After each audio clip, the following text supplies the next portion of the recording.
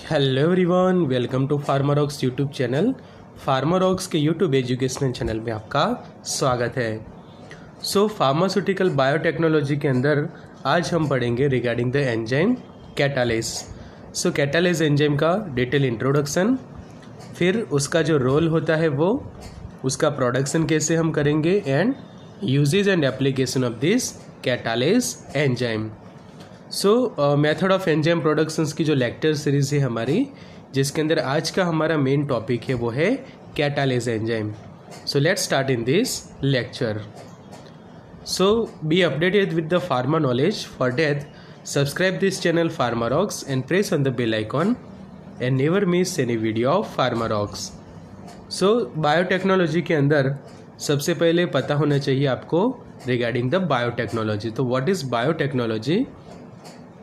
तो जिस तरह से वो नाम है कि एक है bio plus second is the technology, को biotechnology is that utilise the system, और वो भी बायोलॉजिकल सिस्टम, लिविंग ऑर्गेनिज्म और part of this to develop और क्रिएट द डिफरेंट प्रोडक्ट्स। कि फॉर एग्जांपल हम लिखते हैं कि जो अलग अलग हमारी सिस्टम है कि जिसके अंदर है बायोलॉजिकल सिस्टम। तो बायोलॉजिकल सिस्टम के अंदर क्या क्या इंक्लूडेड रहेगा? तो सबसे पहले इम्पोर्टेंट है वो है प्लांट रहेंगे। प्लांट के बाद जो सेकंड थिंग है वो है अबाउट द एनिमल, एंड जो थर्ड चीज़ रहती है वो है माइक्रो ऑर्गेनिजम्स की जो माइक्रोब्स हैं। तो ये तीनों को यूटिलाइज करके प्लस कंबाइन करेंगे हम टेक्नोलॉजी को, तो जिससे जो हम अलग अलग प्रोडक्ट्स डेवलप कर सकते हैं। कि समझो कि प्लांट का कोई हमने सेल लिया है, तो प्लांट सेल को यूज़ करके हम प्लांट टिश्यू कल्चर से डेवलप कर सकते हैं। एनिमल को यूज़ करके एनिमल के जो सेल, तो एनिमल सेल कल्चर तैयार होगा। और माइक्रोब्स को यूज़ करके भी हम microbial enzymes, microbial antibiotics, vaccines वगैरह डेवलप करने के लिए उसका सेल कल्चर जो है वो हम डेवलप कर सकते हैं। ये हो गई बायोटेक्नोलॉजी। नेक्स्ट है ब्रेविंग टेक्नोलॉजी, जिसके बाद baking the bread are the example of process that falls within the concept of biotechnology. के जो बायोटेक्नोलॉजी के मेन कॉन्सेप्ट है कि लाइक ब्रेविंग, तो ब्रेविंग के अंदर हम क्या करते हैं स्पेशली कि जो बियर का जो प्रोडक्शन होता है बाय फर्मेंटेशन, कि स्पेशली हम उसके अंदर प्रोसेस करते हैं फर्मेंटेशन की। तो ब्रेविंग टेक्नोलॉजी के अंदर हम बियर को प्रोड्यूस करते हैं बाय फर्मेंटेशन, और फर्मेंटेशन जो है वो कॉन्सेप्ट है बायोटेक्नोलॉजी का। बायोटेक्नोलॉजी के अंदर हम अलग अलग टेक्नोलॉजी प्लस बायोलॉजिकल सिस्टम को यूटिलाइज करके उसमें से अलग अलग प्रोडक्ट्स डेवलप करते हैं। तो उसी की एक इम्पोर्टेंट प्रोडक्ट है वो है अलग अलग एंजाइम्स। तो उसी के बारे में हम स्टडी करते हैं कि जो ऑर्गेनिजम्स के लाइक यीस्ट वगैरह को हम यूज़ करके डिज़ायर्ड प्रोडक्ट को डेवलप करते हैं। बायोटेक्नोलॉजी की जो एप्लीकेशंस है इसमें से है कि हम माइक्रोबियल एंजाइम्स डेवलप कर सकते हैं। कि अलग अलग माइक्रोबियल जो एंजाइम है कि लेबोरेटरी के अंदर हम उसको outside the body in vitro condition के अंदर, स्पेशली इन विट्रो कंडीशन में हम ये एंजाइम्स को डेवलप कर सकते हैं बाय यूटिलाइजिंग द बायोटेक्नोलॉजी। ये है concept microbiology plus biotechnology and biochemistry, तीनों के कॉम्बिनेशन करके हम एंजाइम्स डेवलप करते हैं। तो सबसे पहले आपको पता होना चाहिए कि व्हाट इज़ एंजाइम। तो एंजाइम क्या है? तो it is a macromolecule biological catalyst. कि जो कैटालिस्ट है कि कोई भी रिएक्शंस का रेट इंक्रीज करते हैं। कि जो कोई भी समझो कि ये रिएक्शन हो रही है तो ये रिएक्शन का इंक्रीज करवाएगी रेट, और ये रिएक्शन जो है वो फास्ट होगी, जिसके कारण जो है प्रॉपर टाइम लिमिट से भी पहले रिएक्शंस कंप्लीट होगी। प्लस इम्पोर्टेंट रहेगा कि रिएक्शन को इनिशिएट करवाएगा, और इनिशिएट करवाना काफ़ी ज़रूरी है कि कोई भी रिएक्शन उससे स्टार्ट होती है। इनिशिएट करवाना या फिर रिएक्शंस को स्टार्ट करवाने में ये एंजाइम्स हेल्प करते हैं, कैटालिस्ट का काम करते हैं, और उनके पास प्रॉपर एक्टिव साइट होती है कि जहाँ पे यह सब्सट्रैक्ट है वो अच्छे से वहाँ पे वो साइट पे बाइंड हो जाता है। फिर उनका मेन फंक्शन है कि एक्सेलरेट करना, कैटलाइज करना केमिकल रिएक्शंस को। किसके बने हुए हैं? तो they are made up of a protein के बने हुए हैं ये enzymes. And in any biological system they are necessary to enhance the rate of reactions. तो ये सब आपको पता है। और अब जो हमारा आज का मेन टॉपिक है वो है कैटालिस एंजाइम। तो सबसे पहले उसकी डेफिनेशन कि व्हाट इज़ द डेफिनेशन और what is the catalase enzyme. तो catalase is a common enzyme found in nearly all living organisms expose to oxygen. मतलब कि ऑक्सीजन के एक्सपोजन में जितने भी अलग अलग लिविंग ऑर्गेनिज्म है, समझो कि जो एटमॉस्फेयर जो है हमारा, तो एटमॉस्फेयर के अंदर जितने भी अलग अलग माइक्रो ऑर्गेनिजम्स देखी जाती है, कोई प्लांट्स देखे जाते हैं, बैक्टीरिया, एनिमल्स, तो सभी के अंदर ये एंजाइम्स जो है वो पाया जाता है। तो such as bacteria, plants and animals की जो सभी है वो ऑक्सीजन के अंदर एक्सपोज है। बिकॉज समझो कि जो हमारा एटमॉस्फेयर है, तो एटमॉस्फेयर के अंदर प्रेजेंट होता है ये ऑक्सीजन, और हम सब जो है वो ऑक्सीजन को अलग अलग तरीके से यूटिलाइज करते हैं। और we all are the expose to oxygen के। समझो कि बैक्टीरिया है, प्लांट है एंड एनिमल्स। मतलब कि जो भी लिविंग सिस्टम जो हमारे अर्थ ऊपर है, ओके, हमारे पृथ्वी पर जितने भी ये लिविंग ऑर्गेनिज्म है, सभी जो है ऑक्सीजन पे डिपेंड करती है एक या दो तरीके से। And they all are expose to oxygen. So it catalyzes the decomposition of hydrogen peroxide to water and oxygen in various organisms। कि जितनी भी लिविंग ऑर्गेनिजम्स है वो सभी के अंदर क्या करता है? कैटालाइज करता है decomposition of hydrogen peroxide to water and oxygen. कि यहाँ पे हम देख सकते हैं हमारे पास है ये हाइड्रोजन पेरोक्साइड, ओके। तो इसके हो रही है ये रिएक्शंस कैटालाइजिंग, एंड कैटालिस एंजाइम जो है वो उसको वाटर एंड ऑक्सीजन के अंदर कन्वर्ट करता है। तो ये क्या हुआ? एक टाइप से डीकम्पोजिशन होता है ये एंजाइम का, एंड वो इनिशिएट करवाता है ये कैटालिस एंजाइम। और हाइड्रोजन पेरोक्साइड की जो हमारा सबस्ट्रैट है उसमें से हमें ये जो मिल रही है प्रोडक्ट, एक वाटर मिल गया प्लस ऑक्सीजन। तो इस तरह से ये कैटालिस एंजाइम का ये है मेन बेसिक फंक्शन। तो this is regarding the basic of this enzyme catalase. तो ये आपको अच्छे से याद रखना है। Next is here we can see the decomposition of hydrogen peroxide to water and oxygen. कि जो हमने बात की थी कि प्रॉपर जो एंजाइम होता है, सभी एंजाइम के पास क्या रहता है? Proper binding site. तो यहाँ पे हम देख सकते हैं ये बाइंडिंग साइट की जहाँ पे H2A2 हाइड्रोजन पेरोक्साइड जो है वो बाइंड होगा। कि ये है हमारा सबस्ट्रैक्ट या फिर स्टार्टिंग मटेरियल। दूसरे वर्ड में हम उसको कह सकते हैं स्टार्टिंग मटेरियल। तो ये स्टार्टिंग मटेरियल जो है हाइड्रोजन पेरोक्साइड, उसके लिए प्रॉपर बाइंडिंग साइट है इन एंजाइम के। एंजाइम के अंदर उसके लिए प्रॉपर हम यहाँ पे देख सकते हैं बाइंडिंग साइट। की ये है कि ये जैसे ही उसका ये स्ट्रक्चर है उसी के रिलेटेड यहाँ पे क्या दी हुई है? स्पेस। कि हाइड्रोजन पेरोक्साइड के प्रॉपर बाइंडिंग के लिए प्रॉपर यहाँ पे हम देख सकते हैं ये स्पेस।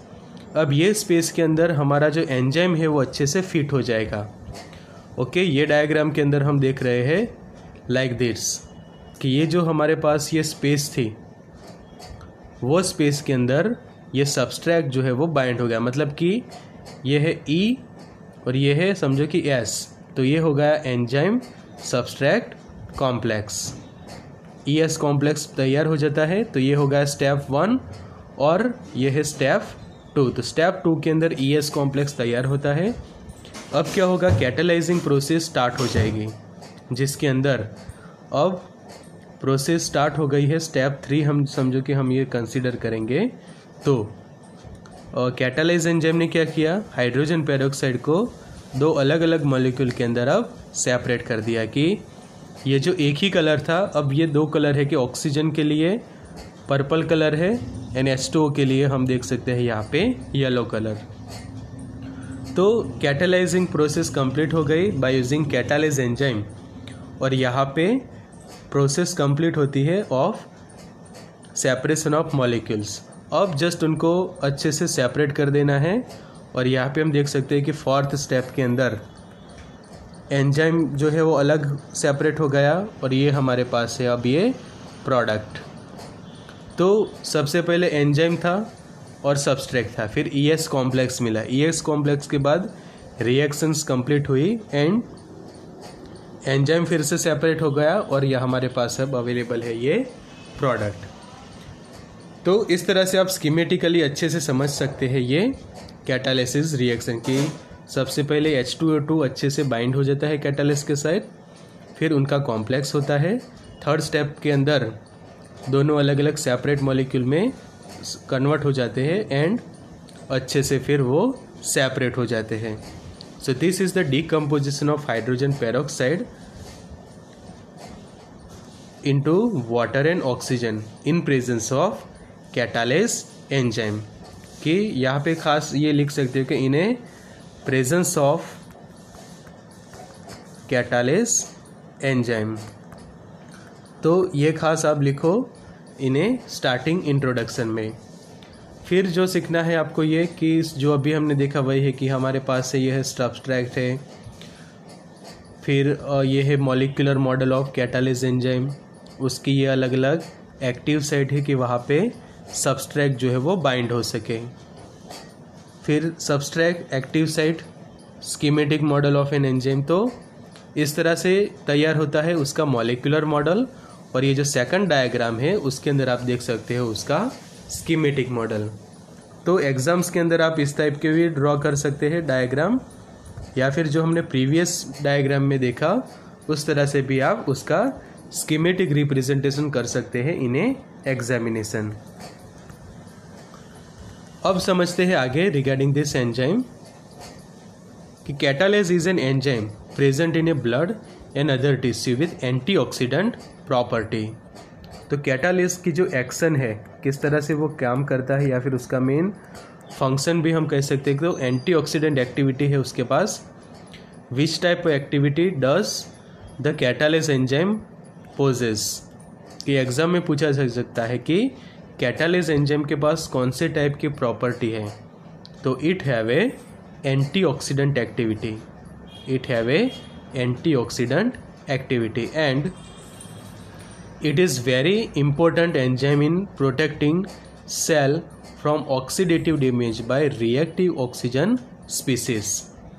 reactive oxygen species को हम दूसरे वर्ड में फ्री रेडिकल भी कह सकते हैं, कि जो फ्री रेडिकल्स होते हैं उनके कारण क्या होता है कई बार कि समझो कि ऑक्सीजन के हमारे पास फ्री रेडिकल्स है, तो ऑक्सीजन के फ्री रेडिकल्स क्या करेंगे, ऑक्सीडेशन करवाएंगे। तो ऑक्सीडेशन प्रोसेस के लिए रिस्पॉन्सिबल हो जाते हैं ये फ्री रेडिकल्स, या फिर रिएक्टिव ऑक्सीजन स्पीसीज, कि जो हाईली रिएक्टिव ऑक्सीजन्स के मॉलिक्यूल्स होते हैं कि जो ऑक्सीडेशन प्रोसेस करवा सकते हैं।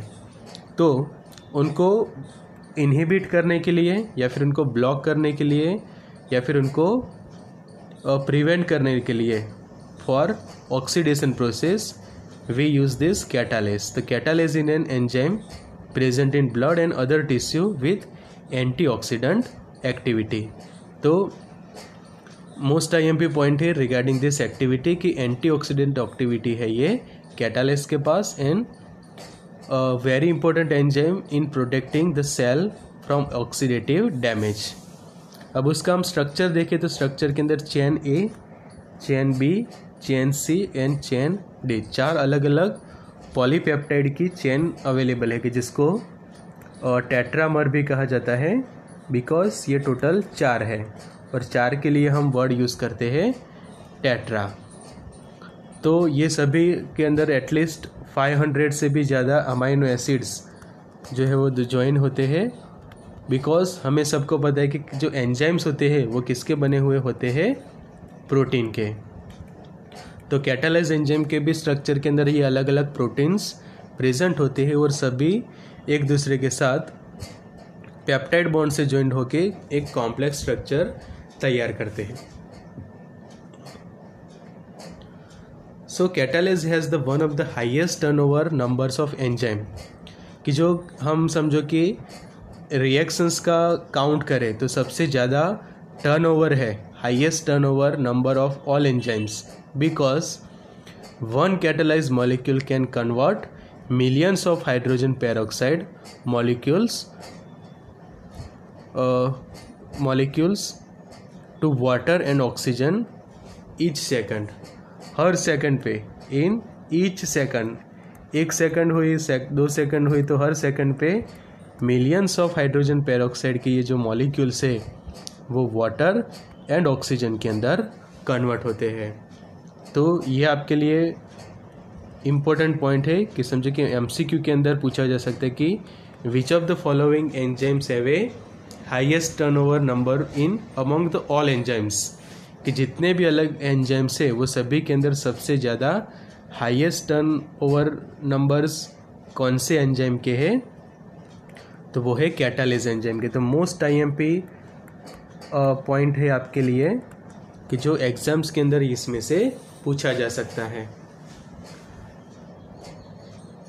अब डिस्कस करते हैं regarding the structure of the catalyse enzyme, कि जैसे हमने अभी बात की तो catalyse is a tetramer of for polypeptide chain, के समझे कि मैं इस तरह से ड्रॉ करता हूँ तो ये है कोई एक पॉलीपेप्टाइड चेन, तो उसको हम मैं नाम देता हूँ चेन A। सिमिलरली एक और चेन नीचे यहाँ पे इस तरह से डेवलप हो रही है तो ये हो गई चेन B।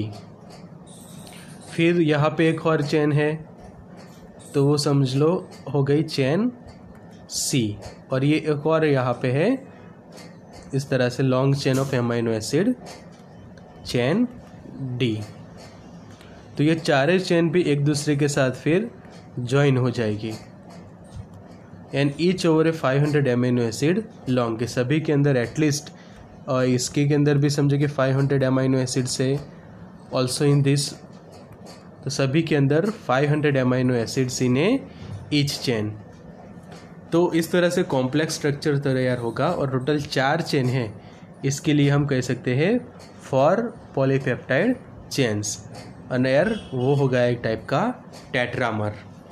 तो ये आपको याद रखना है रिगार्डिंग द स्ट्रक्चर। तो इस तरह से आपको रिगार्डिंग द स्ट्रक्चर याद रखना है ऑफ दिस एंजाइम। आगे बढ़ते हैं। It contains the 4 ion containing heme groups that allow the enzyme to react with the hydrogen peroxide। तो ये इंपॉर्टेंट एक पॉइंट है कि catalase contain the which group, catalase contains the which group. MCQ के लिए मैं अब बता रहा हूँ ये कि catalase contain the which group that allow the enzymes to react with hydrogen peroxide, तो it contains the heme group. तो ये होगा आपके लिए MCQ के लिए important point. Then a tetrameric protein is a protein with a quaternary structure of 4 subunits। कि जो हमने टेट्रामेरिक किया कि जो 4 चेन है कि चेन A, B, C और D, ये 4 अलग अलग चेन दूसरे के साथ ये जो जॉइन है वो बना रही है उसका टेट्रामेरिक या फिर क्वाटरनरी स्ट्रक्चर। क्वाटरनरी मतलब कि टोटल 4। तो ये होगा regarding the structure of this catalyse enzyme. आगे बढ़ते हैं अब उसके बारे में, वो है उसका एक्टिवेशन को, कौन सी pH पे सबसे ज़्यादा ये एंजाइम एक्टिवेट रहता है। तो उसके लिए एक्टिवेशन की जो pH है अप्रॉक्सीमेटली 7, कि जो ह्यूमन कैटालाइज है, ह्यूमन कैटालाइज की जो एक्टिवेशन के लिए जो ऑप्टिमम pH चाहिए वो है रेंज pH 7 के आसपास, और जो रेंज देखे हम तो यहाँ पे है 6.8 से लेकर 5 की जो रेंज बनेगी वो रेंज में ये एंजाइम सबसे ज़्यादा उसकी एक्टिविटी जो है वो दिखाता है, मतलब कि काफ़ी एक्टिव रहता है between this pH range. But उसकी जो अलग अलग स्पीसीज़ होती है वो काफ़ी ब्रॉड वेरिएशंस में एक्टिव है कि 4 से लेकर 11। Okay, other than human catalyst. ये जो है 7 वाला या फिर ये रेंज है वो है फॉर ह्यूमन कैटालिस स्पीसीज, कि जो हमारे बॉडी के अंदर प्रेजेंट होती है, ह्यूमन बॉडी के अंदर। बट समझो कि कोई कैटालिस एनिमल्स के अंदर पाया जाता है या फिर कोई प्लांट के अंदर है, चाहे कोई बैक्टीरिया के अंदर है और कोई एनिमल में है, तो वो जो है वो कई बार उसकी जो स्पीसीज चेंज होती है, तो बिटवीन pH 4 to 11 के अंदर भी वो काफ़ी एक्टिव रहता है, कि डिपेंडिंग ऑन द स्पीसीज।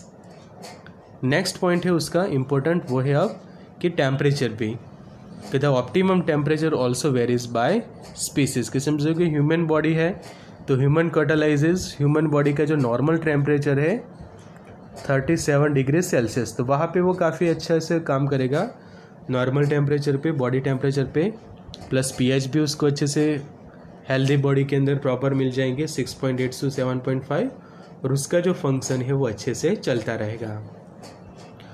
अब बात है इसके हिस्ट्री के बारे में, तो ये एंजाइम को डिस्कवर कैसे हुआ और उसका नॉमेनकल्चरिंग कैसे हुआ, कैसे उसका नाम पड़ा कैटालिस। तो कैटालिस फर्स्ट नोटिस इन 1880। तो समझो कि हम टाइमलाइन देखते हैं तो 18 से 18 के अंदर सबसे पहले जो Louis Jacques Thenard, who discover the hydrogen peroxide, suggested is breakdown is caused by unknown substance. अब लुइस जैकस ने H2O2 जब फाइंड किया तब उन्होंने देखा कि H2O2 का क्या हो रहा है, डिकम्पोजिशन या फिर ब्रेकडाउन हो रहा है, और उनको मिल रहा है H2O वाटर प्लस साथ में मिल रहा है उनको ऑक्सीजन। बट किसके कारण ये हो रहा है वो उनको अभी तक पता नहीं था, कि कोई अननोन सब्सटेंस है कि जिसके कारण हाइड्रोजन पेरोक्साइड का हो रहा है ब्रेकडाउन। अब उसके कुछ समय बाद 1900 के अंदर Oscar Loew was the first to give the name catalase, कि एटलीस्ट हम यहाँ पे टाइमलाइन के अंदर देखें तो 82 आवर्स जितना टाइम के बाद 82 ईयर्स के बाद जो सम देखे कि 1818 के बाद 1900 के अंदर ऑस्कार ल्यू ने सबसे पहले कैटालिस एंजाइम ऐसा उसको नाम दिया। उसके बाद in 1937 catalase from beef liver, catalase from beef जो एनिमल है उसके लीवर में से उसको क्रिस्टलाइज किया गया by James B Sumner and Alexander Dounce, और उसका जो मॉलिक्यूलर वेट है वो फाइंड हुआ इन 1938, कि 1938 के अंदर फिर उसका मॉलिक्यूलर वेट, की जिसको हम MW कहते हैं, वो फाइंड हुआ इन 1938 about this catalyst enzyme.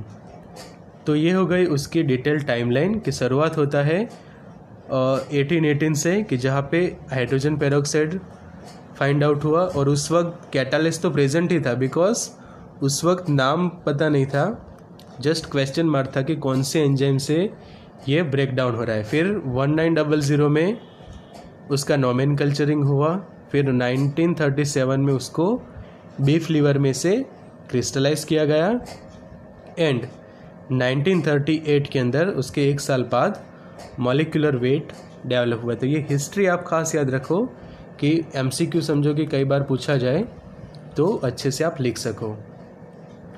Next, catalyst reaction. तो ये रिएक्शंस तो अब हम सबको पता चल गई है कि कैटालिस की रिएक्शंस क्या है। तो हाइड्रोजन पेरोक्साइड है उसको वाटर एंड ऑक्सीजन के अंदर कन्वर्ट करता है, बट ये कैटालिस प्रेजेंस है या एब्सेंट। ओके, कि 2 तरीके ऑप्शन होते हैं, कि एक तो उसकी प्रेजेंस और या फिर सेकंड उसकी एब्सेंस। तो प्रेजेंट है या एब्सेंट है उसके लिए करनी पड़ती है हमें टेस्ट। तो सिंपल समझो कि कन्फर्मेटिव टेस्ट आपको करनी है कि कैटालेज प्रेजेंट है या एब्सेंट, तो इजीली आप कर सकते हो। और वो सभी ने कई बार देखा भी होगा कि like the presence of catalase in a microbial और tissue sample can be demonstrated by adding the hydrogen peroxide and observing the reaction. The production of oxygen can be seen by the formation of bubbles. तो जो present या absence के लिए हम इस तरह से टेस्ट करते हैं, तो यहाँ पे आप देख सकते हो this is the bubble formation. यहाँ पे हमें बबल फॉर्मेशन होती दिख रही है कि वो इंडिकेट करती है कि यहाँ पे कि यह हम देख सकते हैं कि ये स्किन का ही पार्ट है हमारा। तो स्किन के जो टिश्यू होते हैं वहाँ पे ये प्रेजेंट होता है कैटालेज। और जब हम ये H2O2 वहाँ पे अप्लाई करते हैं तो वो कन्वर्ट होता है वाटर के अंदर और लिबरेट होता है O2। और O2 के आपको ऑक्सीजन के ये बबल्स, ये जो हम बबल्स देख रहे हैं वो हमें दिख रहे हैं ऑक्सीजन के। This are the bubbles of this oxygen. तो इस तरह से कन्फर्मेशन हो सकता है कि जो कैटालेज की जो रिएक्शंस होती है इन अवर बॉडी। सो अब नेक्स्ट है कि कैटालिस्ट का प्रोडक्शन, कि कैटालिस्ट को प्रोड्यूस कैसे किया जाता है। तो सबसे पहले जो commercially catalyst is produce mainly by extraction from bovine liver, कि जिसको हम गो जातीय यकृत कहते हैं, कि जो एनिमल्स हमें मिल्क देते हैं, जो एनिमल्स हमें स्पेशली मिल्क देते हैं, जो कैटल फार्म जो हम कहते हैं स्पेशली कैटल्स। तो इस टाइप के एनिमल्स में से ये जो हम डायग्राम में देख रहे हैं उस टाइप के एनिमल की जो लीवर रहता था, कि हिंदी में हम कहते हैं उसको गो जातीय यकृत। यहाँ पे आप देख सकते हैं ये लीवर। तो ये लीवर में से एक्सट्रैक्ट किया जाता था ये कैटालेज एंजाइम। बट जब बायोटेक्नोलॉजी का डेवलपमेंट हो गया अच्छे से and microbial enzyme process develop हो गई, तो उसके बाद इसको जो माइक्रो ऑर्गेनिज्म से like Aspergillus niger and Micrococcus luteus, उसमें से हम माइक्रोबियल एंजाइम्स के टेक्निक को यूज़ करके ये कैटालेज एंजाइम को डेवलप कर सकते हैं। Next is sweet potatoes are also a good source of catalase, कि जो स्वीट पोटैटोज होते हैं वो भी एक अच्छे सोर्स है कैटालेज एंजाइम के। तो जब ये बायोटेक्नोलॉजी डेवलप हो गई तो ये जो है वो कम्प्लीटली हो गया प्रोहिबिटेड, कि अब इसकी ज़रूरत नहीं है, बिकॉज हमने ये नई टेक्निक डेवलप कर ली है, माइक्रोबियल एंजाइम्स डेवलप की। तो इस टाइप का बोवाइन लीवर को यूज़ करने की ज़रूरत अब नहीं रहती। और अब कॉमर्शियली स्पेशली जो एस्पारजिलस है उसमें से वाइडली डेवलप किया जाता है through solid state fermentation process, कि पेट्री डिश के अंदर आपने जो हम बात करते हैं कि सेल कल्चर, और उसको हमने कल्चर मीडिया के अंदर इनोक्यूलम से इनोक्यूलम तैयार किया है। तो बिफोर प्रोसेस समझो कि आपने ये 3 जगह पे ये इनोक्यूलम किया होगा, और प्रोसेस कंप्लीट होने के बाद यहाँ पे देख सकते हैं डेवलपमेंट ऑफ द कॉलोनी। तो यहाँ पे जो कॉलोनी है वो डेवलप हो गई है स्पीसीज की, और ये जो कॉलोनी जो हमने दिखाई है वो है एस्पारजिलस नाइजर की, कि एस्पारजिलस नाइजर के कॉलोनीज डेवलप हो गई है। और फर्दर ये डेवलप हुई माइक्रो ऑर्गेनिजम्स को आप यूज़ करोगे for the development of A enzyme catalase. और जो प्रोसेस हम यूज़ करेंगे वो होगी solid state fermentation process. So you can ramp up your catalase production by taking antioxidant like ashwagandha, curcumin, so Palmetto and vitamin E, के समझो कि ये प्रोसेस को हमें रैम्प अप करना है, उसको स्पीड अप करना है। तो उसकी स्पीड अप करने के लिए, स्पीड इंक्रीज करने के लिए हम उसके अंदर अलग अलग एंटीऑक्सीडेंट्स को मिक्सअप कर सकते हैं। तो ये हो गया कैटालेज एंजाइम के प्रोडक्शंस का मेन सोर्स, कि किस तरह से आप प्रोड्यूस कर सकते हैं। तो अब जानते हैं उसकी प्रोसेस के सॉलिड स्टेट फर्मेंटेशन क्या है। तो ऐसा फर्मेंटेशन कि जो वाटर के एब्सेंस में होता है, एब्सेंस और near absence of water. So solid state fermentation has been defined as the fermentation process occurring in the absence or near absence of free water. कि आप बहुत ही एब्सेंस के अंदर या फिर कम्प्लीटली एब्सेंस के अंदर वाटर के ये प्रोसेस करवाते हो, तो वो हो गई सॉलिड स्टेट फर्मेंटेशन. कि यहाँ पे है आपके पास सिलेक्टेड माइक्रोब्स, ये है सॉलिड स्टेट फर्मेंटेशन के लिए आपने तैयार किया हुआ कंपोजिशन, कि जिसके अंदर food and agro by products है, शुगर से ऐड किए हुए एंजाइम, फंक्शनल केमिकल्स वगैरह हमने उसके अंदर ऐड किए हुए हैं. सो इस तरह से ये सॉलिड स्टेट फर्मेंटेशन टेक्निक के अंदर हम डेवलप कर सकते हैं कि स्टेज 1 है समझो उसका, तो हम सॉलिड स्टेट फर्मेंटेशन करते हैं, और उसका जो सेकंड स्टेज है जिसके अंदर सब्सिक्वेंट हम सबमर्ज फर्मेंटेशन करवाते हैं, और फिर लास्ट में हमारा एंजाइम प्रोडक्शन कंप्लीट होता है. सो SSF employs the natural raw materials as a carbon source such as cassava, barley, wheat bran, rice bran, sugar cane, etcetera, कि जो अलग अलग हम कार्बन का सोर्स ज़रूरी है फर्मेंटेशन के अंदर, इसके लिए ये सब अलग अलग प्लांट मटेरियल्स यूज़ कर सकते हैं. Then next is various oil cakes. Oil cake इसलिए कि हमें चाहिए सॉलिड के अंदर, फर्मेंटेशन तो करना है बट सॉलिड स्टेट के अंदर. अब समझो कि आप नॉर्मल ऑयल लोगे तो नॉर्मल ऑयल तो कैसा होगा, लिक्विड होगा, ओके, बट हमें लिक्विड यूज़ करना नहीं है, सॉलिड स्टेट चाहिए, इसलिए हम ऑयल केक्स यूज़ करेंगे, कि coconut oil cake, palm oil cake, soybean cake, groundnut oil cake वगैरह के डायरेक्टली केक की. जैसे आप वैक्स मटेरियल देखते हो कि जो क्या होता है स्पेशली सॉलिड होता है, उसको हमें मेल्ट करना पड़ता है, तो इस टाइप के ऑयल केक्स यूज़ किए जाते हैं. थर्ड इज़ फ्रूट के अलग अलग पल्स भी उसके अंदर यूज़ होते हैं. And also the coffee husk, coffee pulp, tea waste etcetera. So मतलब कि कोई भी बायोलॉजिकल ही है, सब ये बायोलॉजिकल मटेरियल्स स्पेशली हम उसको कह सकते हैं कि जो हम इसके अंदर ऐड कर सकते हैं for source of A carbon.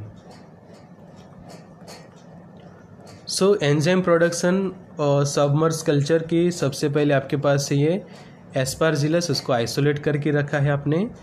फिर उसके लिए सूटेबल कल्चर मीडिया तो हमने डेवलप कर ही लिया है. फिर फर्दर फर्मेंटेशन प्रोसेस करेंगे हम.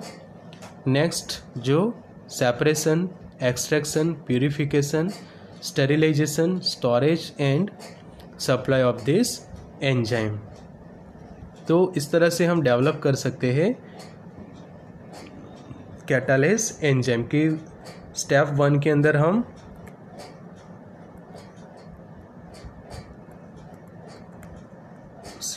के अंदर हम सॉलिड स्टेट फर्मेंटर टेक्निक की जो SSF है, और सेकंड स्टेप में हम फिर करेंगे सबमर्ज कल्चरिंग. कॉन्सेप्ट सेम रहेगा, और ये 2 स्टेप के अंदर हम प्रोसेस करके एंजाइम डेवलप कर सकते हैं. So what is the application of the catalase. तो catalase is a sometime use in food industry, कि जो फूड इंडस्ट्री है उसके अंदर removing the hydrogen peroxide from milk prior to cheese production. कि यहाँ पे हम देख सकते हैं ये जो चीज़ है, ओके, चीज़ का प्रोडक्शन के लिए ज़रूरी है ये एंजाइम कैटालिस. तो वो क्या फंक्शन देता है अपना, कि removing the hydrogen peroxide, H2O2 को रिमूव करने के लिए, specially during the cheese production. तो ये काफ़ी इम्पोर्टेंट है. फिर next another use in food wrapping, कि जब कोई फूड को हम रैप करते हैं, स्पेशली उसको पैकिंग करते हैं, तो उसके आसपास हमें ऐसा पैकिंग करना है कि वो पैकिंग हो कि जो प्रिवेंट करे फूड का ऑक्सीडेशन से. कि another use in food wrappers where it is prevent the food from oxidising, कि फूड का ऑक्सीडेशन ना हो, फूड जो है वो अच्छा सेफ रहे. तो सेफ्टी पैकेजिंग के लिए भी हम उसको यूज़ करते हैं. Then Catalase is also used in textile industry, removing hydrogen peroxide from fabrics to make sure the material is peroxide free. कि जो हमारा मटेरियल है वो पेरोक्साइड फ्री हो जाए, उसके लिए हम कैटालेज एंजाइम को यूज़ करेंगे ये टेक्सटाइल इंडस्ट्री के अंदर. नेक्स्ट है catalase has potential use in the food, dairy, textile, wood pulp, paper industry. तो ये सभी के अंदर उसके वाइडली यूज़ है. अब उसके बाद जो उसका एक मेन यूज़ है वो है कि जो कॉन्टैक्ट लेंसेज होते हैं उसको हाइजीन करने के लिए, स्टेराइल करने के लिए हम हाइड्रोजन पेरोक्साइड के सॉल्यूशन के अंदर उनको डिसइंफेक्टेंट करते हैं. तो समझो कि यहाँ पे है आपके पास ये कॉन्टैक्ट लेंस. तो ये कॉन्टैक्ट लेंस को आपने सबसे पहले ये H2O2 के सॉल्यूशन के अंदर रख दिए हैं और ये कॉन्टैक्ट लेंस को आपने कर दिया डिसइंफेक्ट. अब ये डिसइंफेक्ट होने के बाद समझे कि आपको नेक्स्ट फिर से उनको यूज़ करना है. तो जब आपको यूज़ करना है तो उसके लिए ज़रूरी है टू रिमूव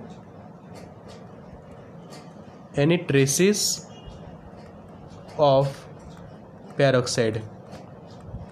अब समझो कि आपने ये स्टेप किया, उसमें कोई ट्रेसेस रह गए हैं हाइड्रोजन पेरोक्साइड के, तो उसको रिमूव करने के लिए यही कॉन्टैक्ट लेंस को हम फिर से दूसरे ऐसा बीकर होगा सॉल्यूशन कि जिसके अंदर भरा होगा कैटालेस.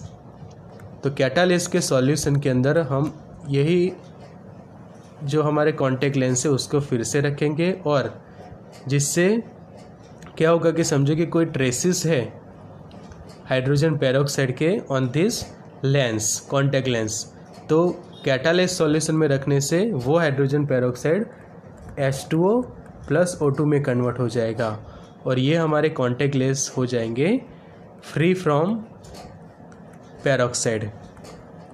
तो फ्री फ्रॉम पेरोक्साइड करने के लिए हम इस टाइप की प्रोसेस कर सकते हैं. सो नेक्स्ट स्टेप यही है कि then the solution containing catalase is use to decompose the hydrogen peroxide before the lens is reuse. तो इस तरह से ये है applications of this catalase enzyme. So be updated with the pharma knowledge. For that, subscribe this channel and also press on the bell icon to get the notification of our each and every video. PharmaRocks का WhatsApp group join करने के लिए WhatsApp number है 9426180836 to join on a WhatsApp. Okay, फिर से आपको दिखा देता हूँ ये नंबर व्हाट्सएप का 9426180836. ये नंबर पे आपको करना है WhatsApp to join our WhatsApp groups. So WhatsApp group के लिए हमारा व्हाट्सएप नंबर है, so you can WhatsApp to join the WhatsApp groups. So good luck and all the best.